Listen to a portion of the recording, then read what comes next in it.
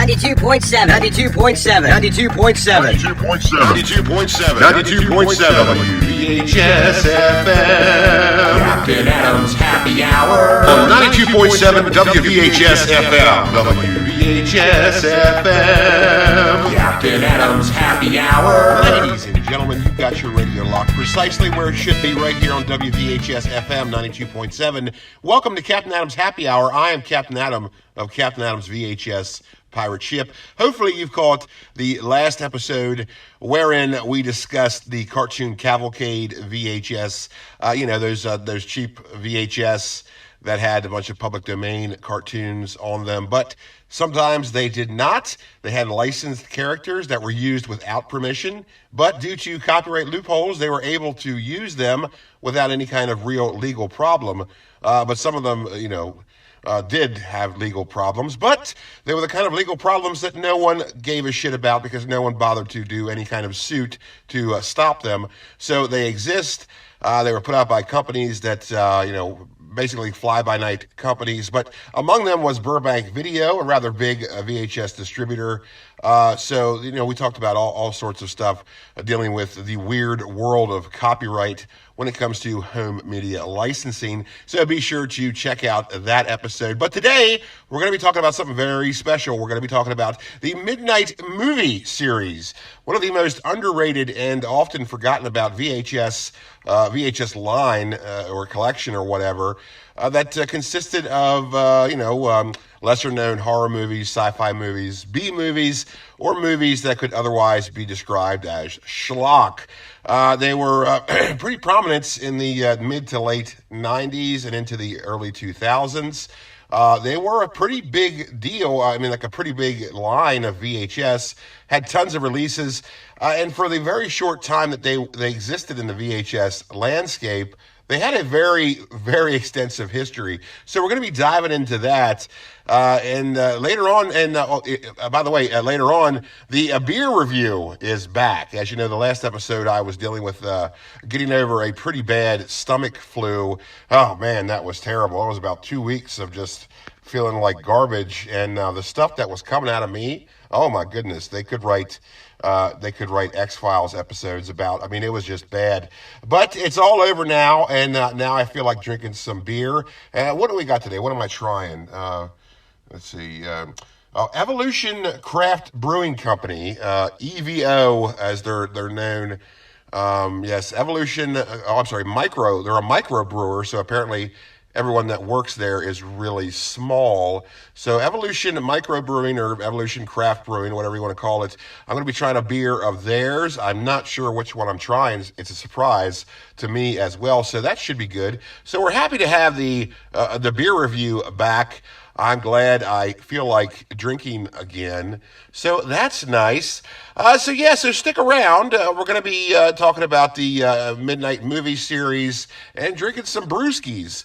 So, hang out with me and join me for some VHS talk, music, and beer. There's no part of that sentence I didn't like. So be sure to stick around. We're going to be talking about the Midnite Movie Series and drinking some brewskis. And plus, I have some pretty exciting news to tell all of you. So be sure to stay tuned right here at WVHS FM 92.7 for Captain Adam's Happy Hour. We'll be right back. Captain Adam's Happy Hour. On 92.7 WVHS FM. WVHS FM. 92.7 WVHS FM. Radio for the discerning VHS collector. Captain Adam's Happy Hour.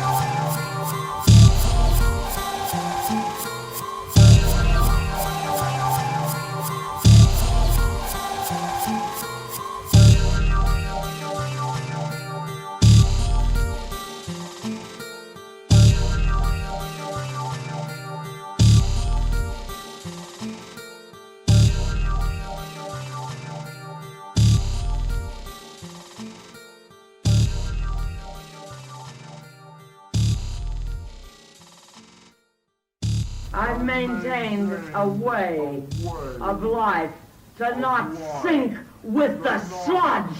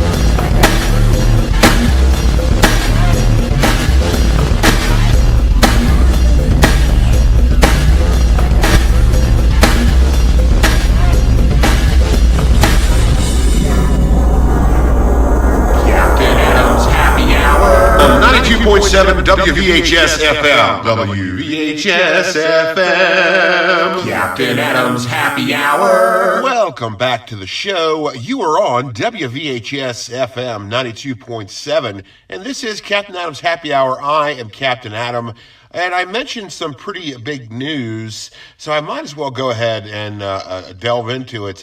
But first, let me ask you a question. What are you doing Sunday, April 23rd? Well, not to worry. I've already got that figured out for you. You are going to Captain Adams VHS Pirate Ship VHS Expo. That's right. Sunday, April 23rd, 2023 in Hagerstown, Maryland. Where is that? Well, it's about an hour and 20 minutes west of Baltimore. It's a little town, big enough, but at the Wilson Ruritan Center, 16205 National Pike in Harristown, Hagerstown, Maryland, for the Captain Adams VHS Pirate Ship VHS Expo. That's right. It's going to be vendors galore, selling VHS beta lady disc, laser disc. Let's see, vinyl records, cassette tapes, CDs, DVDs, oddities and curiosities of all sorts, comics, retro games. It's going to be a big old swap meet of sorts. And of course, I'm going to be there peddling some wares. So it's a good chance to meet me if you wanted to. But yes, I'll be there at the VHS Expo. And also there's going to be live music. Yes, live heavy metal being performed by bands that are too be announced so far. We're still working on that. But so far, we've got the band High Noon Kahuna. If you haven't checked them out, do so. They certainly have an internet presence. They're on Facebook, they're on YouTube, they're on Bandcamp. They should be on your mind. They're an excellent band, and they will be performing live at the VHS Expo. Yes, part Expo, part metal show, all awesome. It's the swap. It's the swap meet you can't beat. It's the Captain Adams VHS pirate ship VHS Expo, April 23rd, 2023, going down in Hagerstown, Maryland, at the Wilson Ruritan Center. The event page is up on the Captain Adams VHS pirate ship Facebook page. You go ahead and check that out for more details. And of course, this will not be the only time you hear about this. I'll be pushing this pretty hard within the coming months. So if you wanted to make the trek, I know this that I'm lucky enough to have fans and listeners all over the world. So if you're not in the area, I totally expect you not coming. But if you're close, come on down, come on over, come on up, however you want to say it, to the Captain Adams VHS pirate ship, VHS Expo. Yes, part Expo, part metal show, all awesome. It's the swap meet that can't be beat. April 23rd in Hagerstown, Maryland. Check out the Facebook page for more details. But now that that's out of the way, let's get into it. We're talking about the Midnite Movie Series, a VHS collection that was comprised of lesser-known horror movies, or just plain forgotten horror movies or sci-fi movies, B-movies or schlock movies that sort of went under everyone's radar for a certain time. And this VHS line certainly revitalized the interest in those movies, if not the all-around awareness of these movies. They had tons of titles in this line, a very prolific VHS line of films. Really, there's tons of them. I'm counting at least 100 right here. Stuff like Killer Clowns from Outer Space, the Amazing Transparent Man, I think that's what it is. You just saw all sorts of stuff like that. We'll get into more of the titles later on in the show. Now, MGM Home Video, this was pretty much their baby, and it was like an offshoot of MGM Home Video, was the MGM Midnite Movie Series, and they had a lot of fun with this, it seems, because they did a lot of work with it. And this VHS line was released during a time where VHS collections were a pretty popular thing.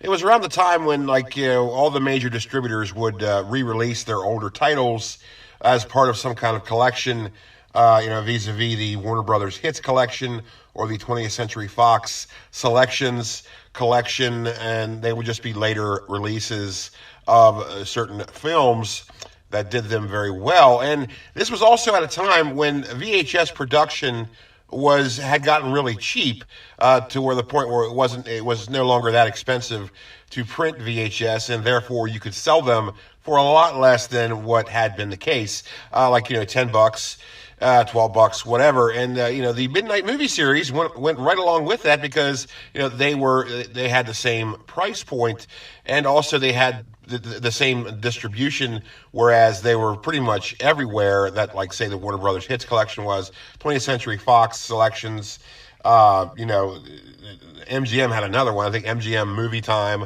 collection. So these are everywhere, like Walmart, Target, Kmart, you name it, they were there in a big old bin, for $10, and it was just, it was thrilling to get a new VHS for $10. You think about that now, it seems a little absurd, because now, you can sometimes get a brand new VHS for $1, depending on where you look. So it is interesting how the prices have fluctuated so much, even when VHS was still pretty much the dominant form of home media. Now the Midnite Movie Series certainly did not stop when VHS collapsed. They went on to have a pretty dominant life on VHS as well, and I think they're still putting stuff out under this title. I'm not entirely sure of that, but I think that's the case. And like I mentioned earlier, a lot of times in certain films, this would be the only VHS distribution of a certain film. So that's very interesting that certain movies wouldn't be released on VHS till much, much later in the VHS lifespan. Because I don't know about you, but I think it's sort of a go-to thought process to where we just automatically think every movie that was ever made was put on VHS pretty much immediately. But for the most part, you'd be surprised to know that that's not really the case, and that's the case here with some of these films in this Midnite Movie Library, to where they're the only VHS release, and it wouldn't be till 2001. And so, it's just, it is interesting. And you wonder, what was the big push with these, VHS collections? Why was that a thing? And you just sort of wonder, how all that started. Well, we certainly have a lot of questions. And to help us with these questions, I have invited back to the show home media historian and expert Malcolm McKenzie. Yes, we had him on a few episodes ago when we talked about the latter year VHS, more specifically the history of violence VHS, and he shed a lot of light on the subject, and I'm sure he will do so again with the MGM Midnite Movie Series VHS collection. So yes, he was so cool to have on the show once before. We had to have him back once more. Malcolm McKenzie, how's it going, Double M? Welcome to the show. Hello again, Captain. Yes, well, it certainly is a pleasure being back. I'm glad you're talking about this, the MGM Midnite Movie Series. It just seems like nobody ever really talks about it, and they totally should. Yeah, I think they should too. And I'm surprised, like you are. I'm surprised that not more people talk about it. I'm sure people do, but this is a pretty big deal, especially when it comes to VHS collecting, because of the titles included in this library. Of course, it's mainly horror and sci-fi and B movies, and that they always do very well when it comes to being sought after VHS tapes. Now, earlier in the show, I said that they were prominent through the mid to late 90s and into the 2000s, but it turns out, as I'm doing more research on this, it turns out that's wrong, totally wrong, actually. They didn't start till 2001. Is that correct? Yes, that's right. It didn't start till 2001, but a lot of people assume that it was the late 90s, mid to late 90s, and into the 2000s, because of the other VHS collections that were out there, like you mentioned earlier, the Warner Brothers Hits collections and the 20th Century Fox collections. That was a pretty big deal, and of course that all started in the mid to late 90s. So the Midnite Movie Series being another line of VHS, another VHS library collection, people just sort of assume that it was at the same time frame, but it really wasn't. It was not until 2001, which is, if you think about it, that's a little late in the game to release a line of VHS, like a new VHS library, because 2001, that's pretty late. VHS would collapse about 5 years later, so it was pretty ballsy to release an entire video library with the Midnite Movie Series in 2001. That's rather late. Yeah, 2001. That is sort of odd to think that this big major line of VHS, this VHS library, to be released on such a late date, because at this time, and as we talked about on the last show you were on, no one really knew when VHS was collapsing, because they all knew that DVD was slowly becoming the dominant home media source. So at this time, it was sort of up in the air on how many more years VHS had left. And as it turns out, we know now at least, unbeknownst to us then, there would only be 5 years left in the VHS lifespan, as of 2001. So to release a major library like this is, wow, what a bold, that's a power move is what that is. And certainly it paid off because, people definitely dug this line. And that, certainly that has to do with the content. Horror stuff, B-movie, schlock stuff always does well no matter how terrible it is. Mainly, it's the name, and of course, the price point was just right too. At $10, you could have all these really cool titles like Count Yorga and all this kind of stuff, and so yeah, I mean, it was a decision that totally paid off because it would transfer into the DVD landscape as well. So it's a pretty big line of movies. So it was a very successful. MGM certainly had a good idea, but let's get back to the other VHS collections that were going on at the time. The Warner Brothers Hits collections, the 20th Century Fox selections, and a lot of other major studios had their own little thing too, where it was a vessel to re-release older titles. And the Midnite movies, of course, that was just a collection of all these horror and B movies and stuff like that, some of which never had a VHS release until then. What do you think where it all began with all these VHS libraries, these certain collections that a lot of companies would really push out there and put on the shelves and all this? Like, why was that suddenly a thing to where, like, you wouldn't just have a movie on VHS, it would be part of some kind of collection or library? Where do you think that started? Well, undoubtedly, I think it was Universal Home Video that really got the ball rolling when it came to these VHS library collections with their Universal Monsters Classics collections from 1991 and on. That was a huge deal when they came out. It's still a pretty big deal nowadays because they're still everywhere. They're fun to collect. Just that because they have so many titles. I believe around 50 total after all it was said and done. They started in 91 and went on through 93 and 94, I think. And that was a very popular thing. That they promoted the hell out of that. It was everywhere. You couldn't go 10 feet without seeing a billboard or a stand-up about Dracula or Frankenstein's monster or whatever. So the Universal Monsters Classics Collection, I think, really got the ball rolling. And other companies saw how popular it was to put, certain types of movies in their own collections to sell them, and people just sort of gravitated towards them. Now MGM certainly had the right idea with the Midnite Movie Series, because monster movies, horror movies, sci-fi movies of that like, they always do very well when it comes to the sales, and of course for the price point, about $10, that didn't hurt neither. So it was just a good idea. It fired on all cylinders. Fired on all cylinders, as they say. You got the monster movies, you got a cool collection, and you got a pretty cheap price point. So really, Universal Home Video, they struck gold with their Universal Monsters Classics collection, and a bunch of other companies fell suit. Now the other companies like Warner Brothers or 20th Century Fox, they didn't really do the monster movie thing because I guess they just didn't have enough titles.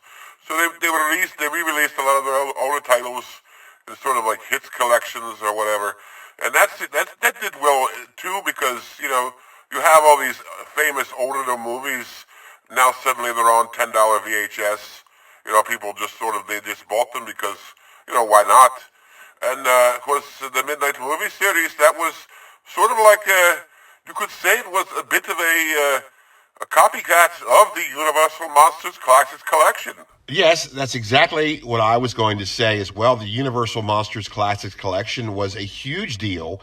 It certainly was a trendsetter when it came to like a VHS library collection. Now, I know Paramount Home Video had done like a library collection in the mid to late 80s with their what's known as the Gold series. I know VHS collectors out there listening will know what I'm talking about. Paramount Home Video, they would just re-release their titles with a black sleeve, and it had like gold trim, and it was gilded, and it looked really cool. So they sort of did something like a library collection, but nowhere near to the prevalence of the Universal Monsters collection in the early 90s. So I would say that, that certainly was a trendsetter when it came to VHS library collections such as this. Next question here. For MGM to suddenly have all of these titles in their arsenal, so to speak, I mean, I'm talking like hundreds of titles. with the movies that were in the Midnite Movie Series. Like, how did that happen? Like, how did they suddenly get all of these titles all at once? It seems like somebody was bought out suddenly, and now they have all this stuff in their possession. What's the story there? Yes, that's precisely what happened. MGM had bought out Orion Pictures in the very late 90s, maybe even 2000. It's a little vague on when actually that transaction took place. But before that, Orion Pictures had acquired Filmways, a little-known company that had a ton of movies, movie titles. They also, Filmways had acquired American and International Pictures, which had all these in their libraries. So it was the case of one company buying another that bought another and then bought another. You know, Orion had bought the rights to all these films, and then Orion was going, you know, they decided to sell to MGM, and MGM all of a sudden had all these films, the rights to all these films in their library, so they decided to release it in this MGM Midnite Movie Series. So that's how that came to be. MGM suddenly found themselves with a ton of movies, more movies than they already had, and they didn't know what else to do with a lot of this stuff, because most of it was, as you called it, schlock. And so MGM decided to, you know, slap a clever name on it, like Midnite Movies, and sell it as part of some kind of special VHS collection. And it worked like a charm. So they certainly made the most of it, and it was a tremendous success. Wow. So let me get this straight. I'm really glad I asked. This clearly was a good question. Let me understand this. MGM bought out Orion, which had bought out Filmways, which had bought out American International Pictures. Wow, that's certainly a interesting timeline of company buyouts. You know, for some reason, I thought Orion was behind all this. It just seemed like it was something they would do, and it turns out it was right. So, yeah, I mean, it was a phenomenal idea. You know, to suddenly be stuck with all these movies is a little daunting, you know, if you think about it. And you certainly would take, as a company, you would take a huge chance in releasing this huge VHS library so late in the VHS game. But it really worked out for them because it was it was a big deal. It was a great line of movies. Well, I use that term loosely because let's face it, a lot of the films in this library are sort of garbage. A lot of Corman stuff, a lot of Corman movies, and if you know what I'm talking about, then you know what I'm talking about. A lot of very schlocky films, but also a lot of Vincent Price stuff, and even some Hammer Films stuff. There's all sorts of films in this collection. It's not just from one production company. It's from like a lot of different studios. It's a very eclectic, well, for being like a one sort of genre film library. It's very eclectic. It spans, horror movies, B movies, sci-fi horror movies, and all this other kind of stuff. So it's a really interesting VHS collection to delve into. It certainly would be fun to try to collect all of them that were in this VHS library. But that would certainly be a pretty big task, and we'll discuss that later on in the show. Well, I tell you what, Malcolm, we got to get going. We got to take a station break. Plus, I know you're a busy man. I really appreciate you calling up and joining the show today to once again shed a little light on our subject. And it's been very fascinating. Thank you for coming on. Well, thank you very much for having me, as always, Captain Adam. I'll be on the show anytime you want me to. I'll always be in touch. Take care now. Malcolm McKenzie, ladies and gentlemen, home media expert and historian who once again graced our show with his immense knowledge of the subject matter.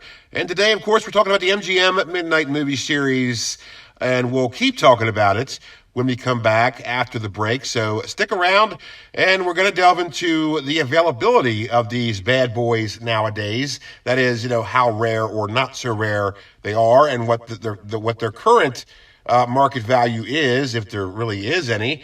And we'll also get into the list of the film titles in this library. So hunker down and definitely stick around for Captain Adams Happy Hour. We'll be right back right here on WVHS FM 92.7. Captain Adams Happy Hour. On 92.7 WVHS FM. WVHS FM.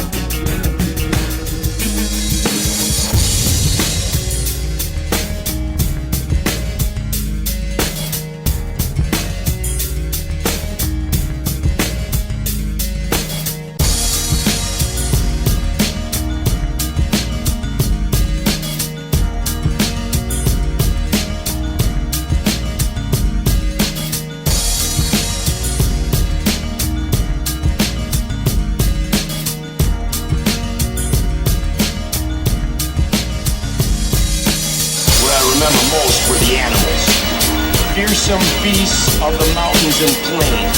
I've seen a bear so powerful that it snapped a man's body in half with his huge jaws. I've seen a badger with paws as big as frying pans. Now that ripped your face right off. Right off. There's nothing you can do with that. Rip it off. Once there was a hawk. Down,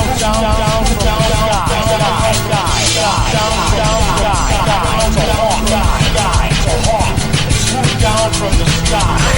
It swooped down from the sky. Suck the man's eyeball. Suck it. I'm blind! I'm blind! Oh, God! I'm taking it out of my neck! Oh, God!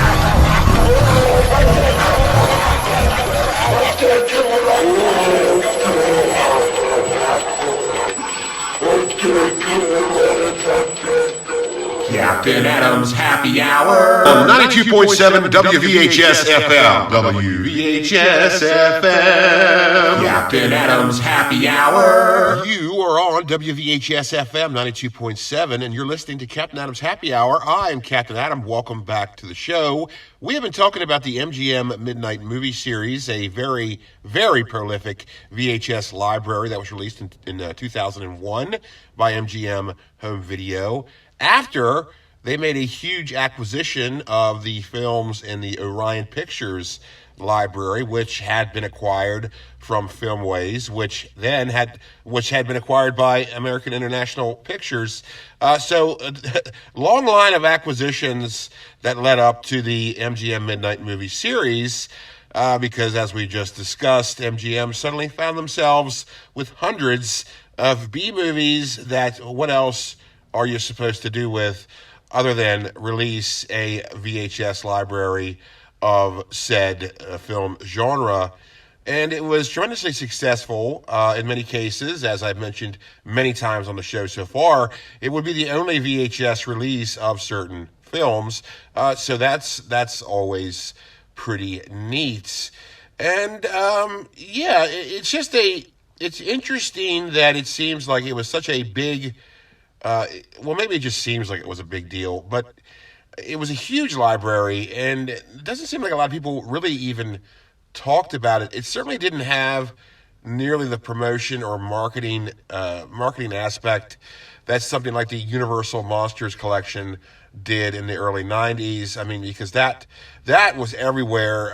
They paired up with Doritos, which is the Frito-Lay company, which also in effect was Pepsi, the Pepsi company, or PepsiCo or whatever. So, you had Pepsi and you had Doritos, which of course also had Fritos and Lay's and all this other stuff. So you had these major companies promoting this other major company's major product in the Universal Monsters collection on VHS. So that was a big deal. Promotion galore everywhere. You saw them everywhere. There were commercials, everything. You couldn't pick up a bag of Doritos without seeing Dracula or the Mummy or something like that.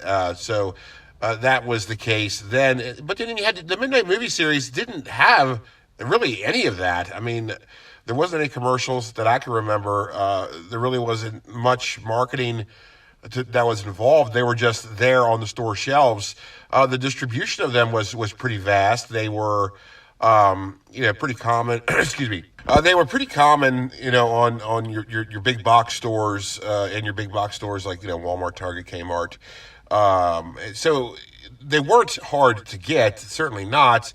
They certainly were the more, I guess, I hate saying this word, but it's the best way to describe it, the more subversive when it came to like mainstream VHS, because a lot of these movies are just, the best way to describe it is schlocky. And, like when you see the VHS that were on these big box store shelves, you typically think of like family movies or like, your comedies, stuff like Arthur or National Lampoon's Vacation. Then now suddenly on these shelves, you also have Killer Clowns from Outer Space and Conga, or not Conga, Conga. These really these really B movie titles that have no place being categorized with family movies. And when they were put on these big box store shelves, that's, pretty much what happened, because they had a VHS section and that's where they went. So you had these movies that up to that point in time weren't exactly mainstream, but now suddenly they're part of mainstream distribution. So it was interesting to see them amongst family movies, like Benji and Herbie the Love Bug, and suddenly there's the return of Count Yorga right beside them, and it was just an interesting time, and it was all because of the MGM Midnite Movie Series. Now, as far as strength and numbers goes, this collection was huge, hundreds of titles, but now not all of them were on VHS. A lot of them went right to DVD, so it isn't strictly a VHS library, and the list that I have really doesn't distinguish what was on VHS and DVD and what was only on DVD. So that's a little disappointing, but, I can't really find a VHS-only list, at least not yet. I'm still looking. But there will be a list provided in the comments below if you're wondering what sorts of titles were in this VHS library, which was rather eclectic. You had stuff like Attack of the Puppet People and the Abominable Dr. Phoebes right alongside Muscle Beach and Beach Blanket Bingo, stuff like that. So lots of different categories when it comes to a B-movie genre. Not all horror, not all science fiction. Sometimes there's a good old beach party movie thrown in there as well. So this library certainly worth checking out. Certainly has a rather interesting history. Way bigger than a lot of people make it out to be. Now, you might be saying, why would anybody make a big deal about this? It's just a VHS collection. They're just VHS tapes. Who really cares? Well, if you have that attitude, I don't know why you're listening to this show, but, hey, thanks for listening anyway. But, yeah, the thing about it is the VHS has a huge history. It was a part of all of our lives at one point or another. And that is the point of the show, actually, is to sort of talk about this vastly untalked about history of the most major home media source in history. And, I'm going to go on record and say that because that's absolutely the case. And it just has quite a story to tell. And of course, when you get into the nitty gritty of it, like all these other different distribution companies, all these home media outlets, they have very extensive and lengthy histories just, by themselves. So VHS, the lifespan of VHS is really broken down into a bunch of branches of its own history. So it's a fascinating topic. At least I find it fascinating, and I'm sure you do too, perhaps. At least, maybe just a little bit, because it is worth learning about and knowing stuff about VHS that most people don't, and most people don't even bother to ask. But there are plenty of questions and also and many more answers. And the Midnite Movie Series was just such a huge library that I feel that didn't really get enough exposure at the time, and certainly not now with VHS collecting being a thing. No one really seems to discuss this. If they do, I'm not hearing them. So I think it's worth talking about. And plus, just the titles in this collection is just so bizarre to me. Like, you have stuff like The Bat People or The Beast with a Million Eyes right alongside Chrome and Hot Leather and Bikini Beach. It's just like, what an astoundingly eclectic VHS collection this is. And, I just think it's really worth discussing. It's certainly more so than it already is being discussed, which is not at all. So yes, VHS has a huge history, and Midnite Movies is certainly a part of that. Now, let's discuss the availability of these bad boys nowadays, if you wanted to start collecting them. The current listings on eBay, it's pretty lengthy. There are lots of listings. The price point seems to be an average of about $15. They range from like $8 to $25. It all depends, but nothing too outrageous. There's not really any high tier pricing or even really any mid tier pricing. They seem to be pretty available and rather reasonably priced. So if you wanted to start collecting these, that's certainly a good place to start. As far as trying to find all the titles, I don't know how easy that would be, unless you're very specific. Because a lot of these listings, I'm sure they don't list them as MGM Midnite Movie VHS. They probably just use the title. Now, what I was searching was MGM Midnite Movie VHS, and a lot of stuff popped up, but I'm sure there's a lot more out there. And again, I'm trying to really get a list of the VHS only releases in the Midnite Movie collection, because Like I said, they were also on DVD. They existed on DVD. And I know earlier in the show I misspoke about that. I was talking about there's some of them are on VHS, some of them are on DVD. And when I was talking about the DVDs, I referred to them as VHS. You have to forgive me. I say VHS a lot in my life, so VHS is certainly on the tip of my tongue. But yes, I meant to say DVDs earlier. And so anyway, I'm trying to devise a list of the ones of the VHS releases in the Midnite Movie Series. I'm going to provide a list, just a total list of all the Midnite Movie releases. Like I said, it'll be in the comments. So if you want to check out what was in that collection, VHS and DVD, go right ahead and do that. But yeah, I mean, if you wanted to try to get these, I mean, finding all of them, I don't know about that. That would be quite a task. It would be sort of like, well, I don't know. I guess it would be easier than trying to find all the Cartoon Cavalcade VHS, which we discussed in the last episode, because there really is no list of all the titles that you could call Cartoon Cavalcade VHS. And basically, I mean, the distributors, there really is only a few of them that are chronicled, but there was so much more that weren't documented at all. So trying to find all of the Cartoon Cavalcade VHS is sort of stupid, because that is going to drive you bonkers. I would just settle for a bunch of them if you were trying to collect those.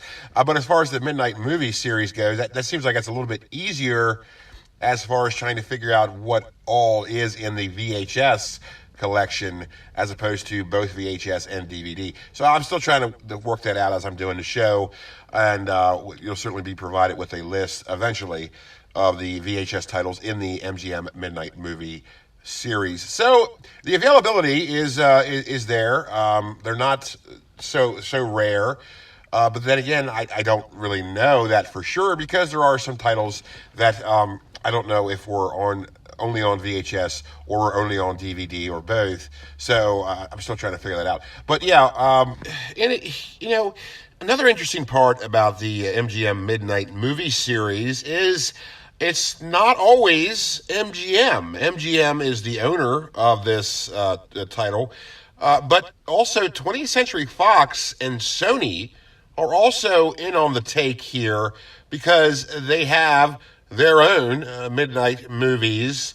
It seems like it's just DVD only, though, but I think that's pretty interesting that this Midnite Movies is sort of its own little thing, to where these other major companies, use the collection to peddle their own movies. So it's not all MGM. Rather convoluted, certainly interesting.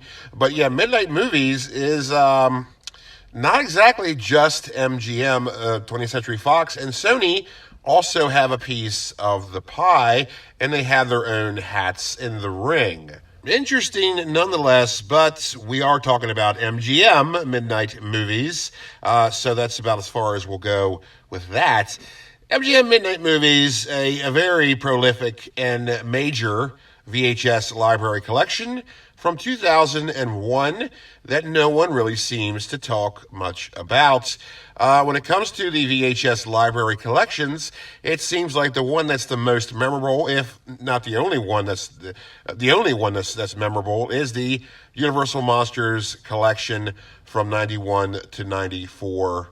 Everybody remembers that. It was such a marketing powerhouse that it had no choice but to be imprinted on pop culture and in our society in general. And if you're a fan of the show and I've watched this channel before, then you know that I have discussed that collection a lot in the past, because when you do shows where the topics are classic monsters like Dracula or the Mummy, Frankenstein's monster, the Wolfman, the Invisible Man, you're going to talk about that collection because it was so prevalent in the VHS landscape that, pretty much all these major monster movies were part of that collection. I mean, all of them were. So if you're going to talk about those monster movies, you're certainly going to talk about that collection.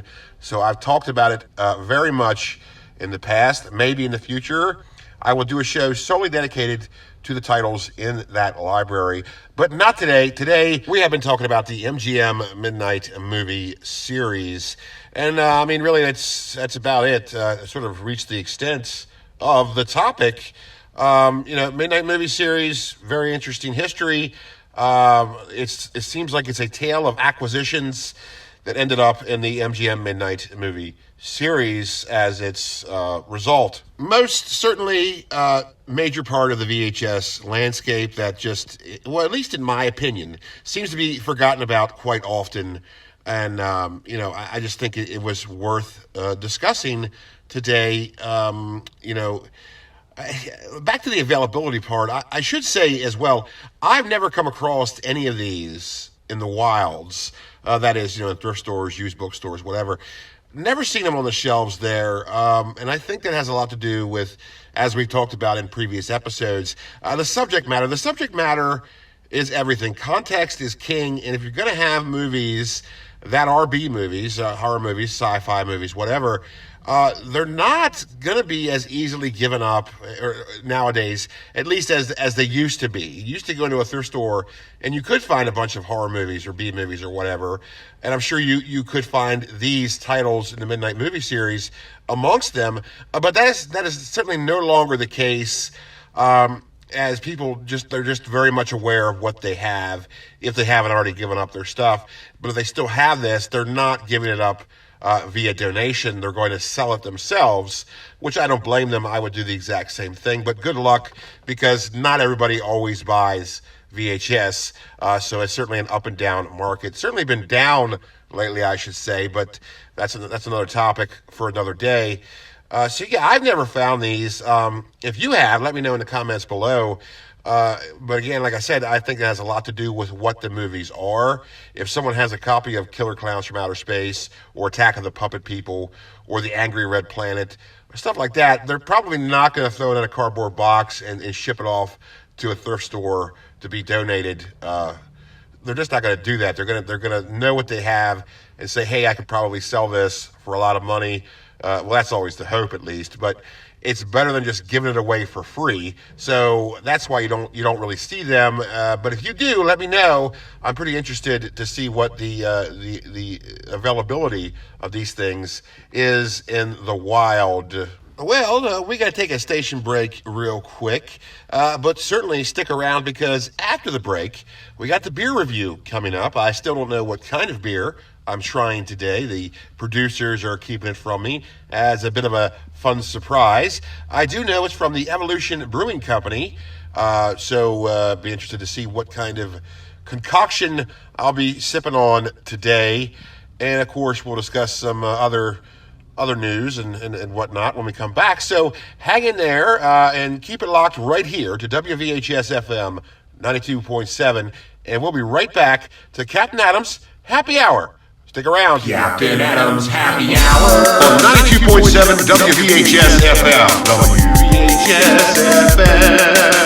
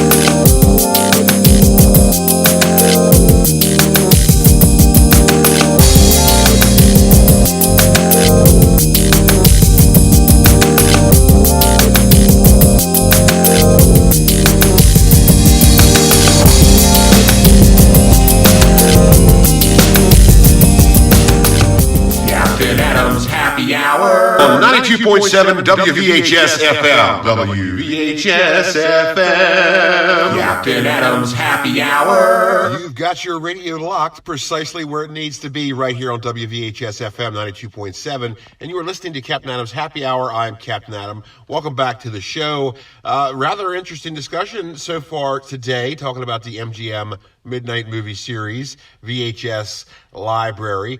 Quite an extensive history for only being in existence for a rather short time, relatively, when it comes to the lifespan of VHS. So, that's been rather fascinating. We talked to Malcolm McKenzie, a home media expert and historian, and he threw his 2 cents in about the subject. So it was always nice to hear from him. Let's go to a little bit of news here as far as the Captain Adams VHS Pirate Ship YouTube channel goes. We're going to get back on track as far as regular programming here soon. There's going to be a new full-length adventure premiering in either early April or late March. I'm not really sure yet. But it's going to be about killer animal movies, like Cujo and rats and frogs and Night of the Levis or Levis or whatever it is. So, all kinds of fun stuff when it comes to our homicidal furry friends. So stay tuned for that, and be sure to hit subscribe if you haven't already. So be on the lookout for that. And, also I encourage you to go to Facebook and check out Captain Adams VHS Pirate Ship. Be sure to hit a like and follow. Lots of neat stuff there, lots of VHS goodies, knowledge and history, not to mention plenty of film-based memes, which I know all of us enjoy. Lots of, nostalgic stuff, lots of retro mania going on there. And also, speaking of Facebook, some other pages you should check out. Be sure to give a search and then give it a like once you find it to Rob's Vintage Video on Facebook. A very cool source of VHS knowledge and whatnot. Also, a lot of funny film-based memes. And the same is true for the Facebook page, Dad Mented Geek Den.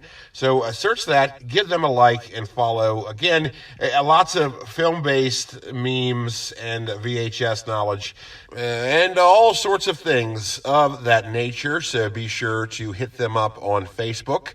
Rob's Vintage Video and Dad Mented Geek Den on Facebook. So give them a like and follow. And also, I'm going to remind you once again, but certainly not for the last time, of the Captain Adams VHS Pirate Ship VHS Expo. That's right. Part show, I always screw this up. Part expo, part heavy metal show, all awesome. It's the swap meet that can't be beat. Tons of vendors selling VHS, beta, laserdisc, CDs, DVDs, audio cassettes, comic books, 8-tracks, vinyl records, retro video games, all sorts of oddities and curiosities. Be sure to check it out, plus live music and lots of food. And I'll be there as well if you want to meet me. I don't know why you would want to, but I just happen to be there. So be sure to check it out. April 23rd, the Captain Adams VHS Pirate Ship VHS Expo in Hagerstown, Maryland, at the Wilson Ruritan Center. Check it out on Facebook, Captain Adams VHS Pirate Ship on Facebook for the event page there for more details. And like I said, I'll certainly be pushing this more, so you'll hear more about this. More vendors and more bands to be announced as time goes on. We're still ironing things out, but the bones are there. We got the date, April 23rd, Hagerstown, Maryland, the VHS Expo. Check it out. But now, on to what makes this hour so happy. On to the beer. Yes, it's been revealed to me what kind of beer I'll be trying today. It is the Evolution Brewing Company, or EVO, as the logo goes by.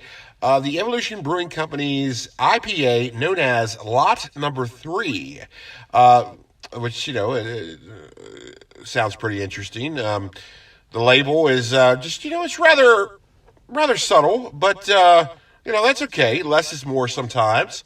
And I certainly appreciate minimalism. It does the trick. It is eye-catching for not having much going on. But, that is what it is. It's subjective. I like it. I like subtlety sometimes. It's a nice change of pace. I don't need, bright and shiny labels with incredible artwork on it. You don't need that stuff all the time, and so this is nice to have a little bit of a minimalistic change when it comes to like a craft brew, because sometimes craft brews, they go overboard with the pretension, if that makes any sense. Too much artwork, too much, I'm out of art school. I want to be a micro brewer, so here's my bottles. Look at my artwork. We got a famous artist to do it. That works sometimes, but all the time you get a little bored with it. And this is a good case of where just less is more. I really appreciate that. So yes, Evolution Brewing Company, the lot number 3 IPA. It's got a 6.8% alcohol volume, so that'll certainly do the trick if you have a couple of these. If you're looking to get a little sideways, this seems to do the trick. I have had a bottle of this opened in front of me, breathing ever so nicely during the music break there. I've been sipping on it, and I can tell you right now, it's the best way to describe it is it's a nice beer. It's nice. The color is a nice dark, but not too dark, amber color, which makes you think you're going to be drinking a nice beer. So it looks the part. The aroma is not overpowering, but also it lets you know right away that you're drinking a hoppy beer, but it's not overwhelming. It sort of reminds you of that friend who's very flamboyant and animated, very nice guy, but also he's probably going to hug you, but not too tight and not too long. So it is just nice to know what you're getting ready to drink. It's not overwhelming. It's not overpowering as far as aromas go. It lets you know right away that this beer is sort of hoppy. And I have been sipping on it. The taste, well, let's see. What's the best way to describe this? The taste is sort of surprising to where I was expecting to get hit in the face with a hoppy taste. Hit in the face with a hoppy taste. You can quote me on that. That's what I was expecting. But what I got was surprisingly different because it's not, it is hoppy, yes, but it's not like that very strong hoppy taste to where it's like, this is a hoppy beer. This is an IPA. You should be thankful for drinking this. This is magnificent. Enjoy my hops. It's not like that. It doesn't seem like it's very pretentious as far as its hoppy taste goes, if that makes any sense. Because it's just hoppy enough, but also rather light and sort of crisp. It does seem to have a hint of citrus, even though I don't think there is any citrus in it, but maybe that's just psychosomatic because it is hoppy, but not overly powering. In fact, it's not very powerful at all. It's a nice, sort of plain hoppy taste that where if you were somebody who enjoyed a lot of hoppy beers, you would enjoy this. But also, if you didn't like hoppy beers, you would also enjoy this. So they sort of did that perfectly. It seems like the recipe here is hoppy without being too hoppy, and a lot of brewers sort of compensate a recipe by making it very, very hoppy. So this is right down the middle. It's a very enjoyable beer. It certainly is. And like I said, it's a very nice beer.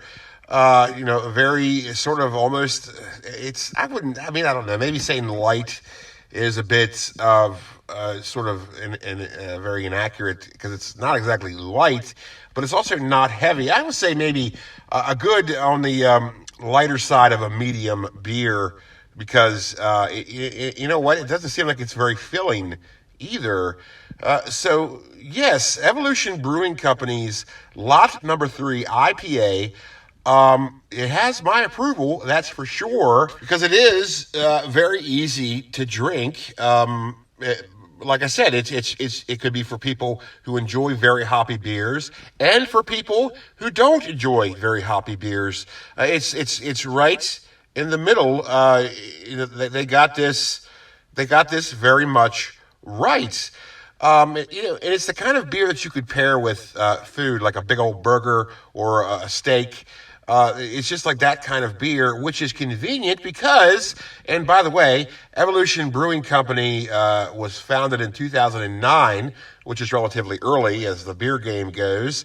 They operate out of Salisbury, Maryland, and that's where their headquarters are. And within that headquarters, they have a little brew pub and a restaurant where they have lots of menu items to pair with certain beers. So that's certainly, like, food pairing is certainly up this company's alley. So that this beer is great for food pairing. So that they hit all the marks here. This is good stuff. Very good stuff. Evolution Brewing Company, lot number 3, IPA. Very, very decent stuff here. Very nice. It's a very nice beer. And also, once again, I pointed this out on the other shows with the beer reviews, but I need to say it here again, too. It's important. So listen, I'm not sponsored by anybody. I don't get any kickbacks for any kind of mentions or whatever. I'm just an independent taste tester. I'm a guy who just happens to like beer. So this review comes very much from the heart. So yeah, I mean, Evolution Brewing Company goes by EVO. That's the logo. So look for Evo or whatever. If your local liquor store doesn't have this stuff, you should put them in an arm bar and make them get this, because this is very decent beer. It's a very nice beer. Certainly one of the better ones I've tried. So yeah, Evolution Brewing Company, lot number 3, IPA, Evolution Brewing out of Salisbury, Maryland. Little independent brewer there. They're getting a lot of steam. So, check them out. I'm sure they have more products than just this. I will be trying more of their stuff in the future because, well, they've earned it. Yes, Evolution Brewing Company out of Salisbury, Maryland, founded in 2009. This is Evolution Brewing Company's lot number 3 IPA. Definitely check it out. It gets Captain Adam's approval, that's for sure. Well, you hear the music. That means it's about time to go. It's time for me to say sayonara and vaya con Dios. Be sure to hit subscribe if you haven't already. And check out Captain Adam's VHS Pirate Ship on Facebook, as well as Rob's Vintage Video and Dad Mented Geek Den on Facebook as well. Check them out. Very, very good stuff. And check out High Noon Kahuna, the band that will be performing at the VHS Expo April 23rd in Hagerstown, Maryland. They have a huge internet presence, lots of material to research out there. They're on Facebook, they're on YouTube, they're on Bandcamp. They should be on your mind. High Noon Kahuna, check them out, and be sure to stay tuned right here to Captain Adam's VHS Pirate Ship on YouTube, as well as WVHS FM 92.7 for Captain Adam's Happy Hour. And I will talk to you next time. Take care out there, me hearties. Bye-bye.